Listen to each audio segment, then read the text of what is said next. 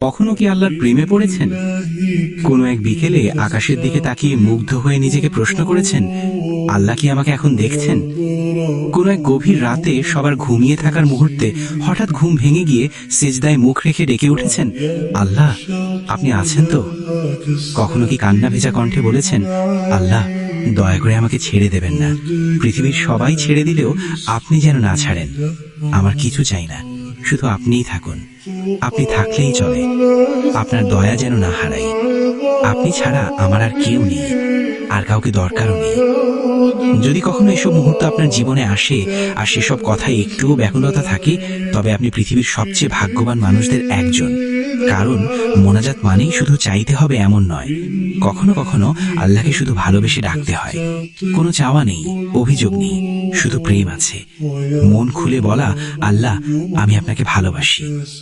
এই ভালোবাসা যখন কারোর মধ্যে আসে, তখন দুনিয়ার কষ্টও মিষ্টি হয়ে যায়। সে তখন বুঝে যায় যে হৃদয়ে আল্লাহর ভালোবাসায় ভরে গেছে, সেই হৃদয়ে আর কিছুই চাওয়ার থাকে না। আল্লাহকে যে পেয়ে গেছে তার আর কি লাগে। হে আল্লাহ, আপনি আমাদের সকলকে আপনার প্রিয় বান্দাবান্দি হওয়া তৌফিক দান করুন এবং আমাদের সকলকে হেদায়েত দান করুন। আমিন। ইসলামিক এরকম ভিডিও পেতে এই আইডিটি ফলো করে রাখতে পারেন আর আপনার বন্ধুকে শেয়ার করতে পারেন।